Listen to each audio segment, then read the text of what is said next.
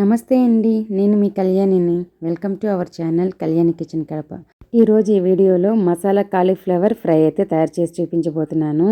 లోపల వరకు మసాలా వెళ్ళి స్పైసీగా టేస్టీగా చాలా బాగుంటుంది. కాలీఫ్లవర్ కర్రీ ఇష్టపడని వాళ్ళు ఈ విధంగా ఫ్రై చేసుకొని రైస్లోకి వేసుకొని తినండి, ప్లేట్ ఖాళీ చేస్తారు, అంత టేస్టీగా ఉంటుంది. ఇక వీడియోలోకి అయితే వెళ్ళిపోదాము. స్కిప్ చేయకుండా చూడండి, అలాగే లైక్ చేసి సబ్స్క్రైబ్ చేయండి. ఈ వీడియోకి హైప్ కూడా ఇవ్వండి.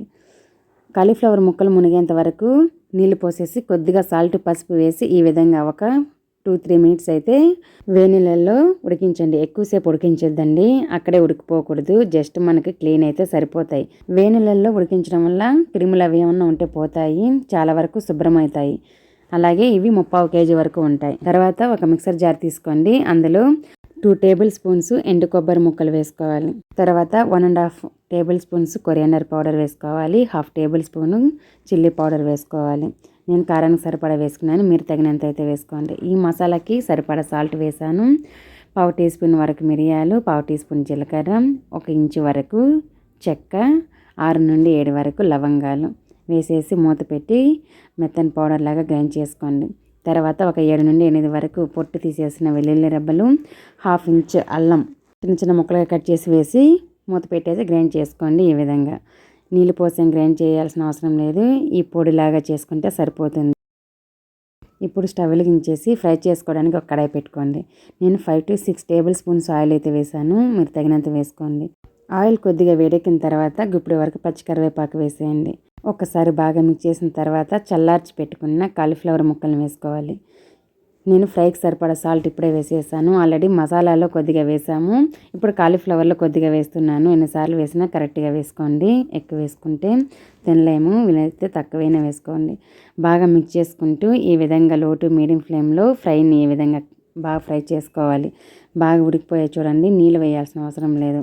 నీళ్ళు వేయకుండానే లో టు మీడియం ఫ్లేమ్లో కాలీఫ్లవర్ ముక్కల్ని ఫ్రై చేసుకున్నారంటే టేస్ట్ అనేది బాగుంటుంది.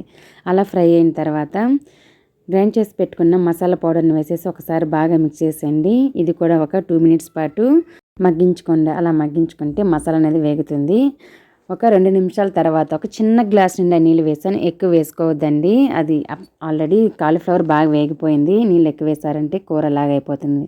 మనం వేసిన నీళ్ళు కాలీఫ్లవర్ మసాలా పట్టుకునేదానికి మాత్రమే కొద్దిగా ఒక 50 ml 100 ml వేసుకోండి, సరిపోతుంది. వేసేసి అప్పుడప్పుడు బాగా మిక్స్ చేస్తూ ఉండండి. నీళ్ళు వేసిన దగ్గర నుంచి ఫ్లేమ్ని హై ఫ్లేమ్లో పెట్టుకోండి, తొందరగా తేమ అనేది లేకుండా పోతుంది.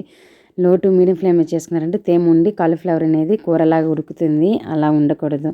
ఫ్లేమ్ అనేది హై ఫ్లేమ్లో పెట్టేసుకొని ఈ విధంగా తేమ అనేది లేకుండా చూసుకోండి.